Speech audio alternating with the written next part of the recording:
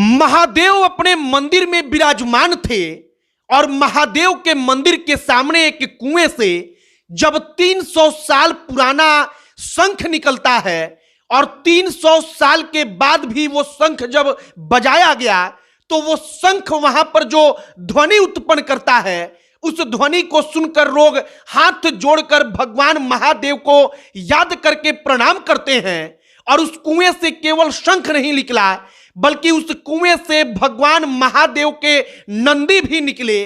और जब ये तमाम मूर्तियां 300 साल के बाद उस कुएं से निकली या 300 साल पुराना कोई शंख निकला तो लोगों का वहां पर सैलाब उमड़ पड़ा। लोगों के मन में आस्था, वहां पर पुलिस पहुंची, पुलिस ने पुरातत्व विभाग को इसके बारे में जानकारी दी। और सबसे हैरानी की बात थी कि वो शंख 300 साल पुराना, उसका वजन जो था वो साधारण शंख से कई गुना ज्यादा था। लेकिन जब शंख को झाड़ पोंछकर पुजारी ने बजाया तो वो शंख आज की तारीख में भी उसी प्रकार का ध्वनि उत्पन्न करता है जिस प्रकार से कोई शंख अभी अभी तराश कर बनाया गया हो। आगे आपको पूरी कहानी बताएंगे। बाकी नमस्कार, हमारा नाम मोहित कुमार सिंह है और अब आइए इस कहानी पर। उत्तर प्रदेश का सहारनपुर जिला, सहारनपुर का गोटेश्वर महादेव मंदिर।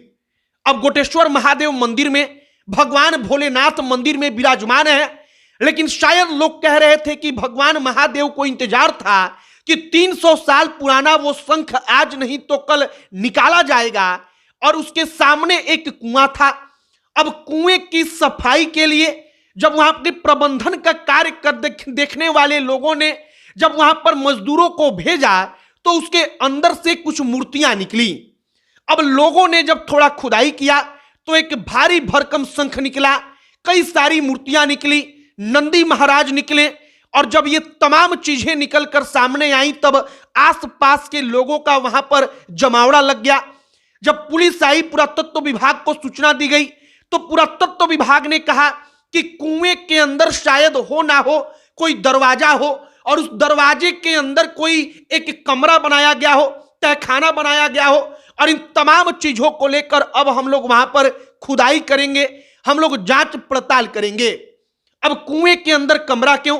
तो पुरातत्व विभाग ने बताया कि उस वक्त पर, उस काल में जो बहुमूल्य चीजें होती थी, मूर्ति हुआ, शंख हुआ, इन तमाम चीजों को बचाने के लिए जो पुजारी होते थे वो उन तमाम चीजों को छुपाकर धरती माता के हवाले करते थे।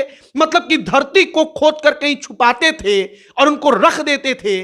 और शायद ये उसी प्रकार की तमाम चीजें निकलकर बाहर आ रही हैं। फिलहाल पुरातत्व विभाग अपने हिसाब से चीजों को बताएगा, लेकिन आस्था जो होता है वो इन तमाम चीजों से अलग होता है। लोगों के मन में श्रद्धा है, भाव है कि महादेव उस नंदी के, उस शंख के निकलने का इंतजार कर रहे थे। जब आज वो निकला तो आसपास के लोगों का आस्था का सैलाब वहां पर उमड़ पड़ा। लोग वहां पर आकर उन तमाम कई सौ साल पुरानी मूर्तियों का दर्शन कर रहे हैं, उस शंख को देखकर प्रणाम कर रहे हैं जो शंख 300 साल के बाद निकला और 300 साल तक मिट्टी में दबा रहा, उसी में पानी में रहता रहा। लेकिन इन तमाम चीजों के बावजूद 300 साल के बाद जब बजाया गया तो वो शंख उसी प्रकार से बजा जैसे कभी बजा करता होगा।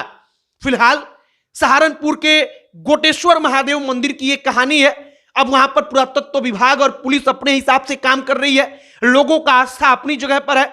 और जो पूरी की पूरी कहानी थी कि महादेव सामने विराजमान थे मंदिर में और अंदर कुएं से नंदी और शंख निकला, ये कहानी हमने आप तक पहुंचा दी है। आपकी इस पर क्या राय है, आप क्या कहेंगे, कमेंट बॉक्स में लिखकर बताइएगा। बाकी वीडियो को शेयर कीजिएगा। अब अंत में हमारा परिचय, तो हमारा नाम मोहित कुमार सिंह है। बहुत बहुत धन्यवाद।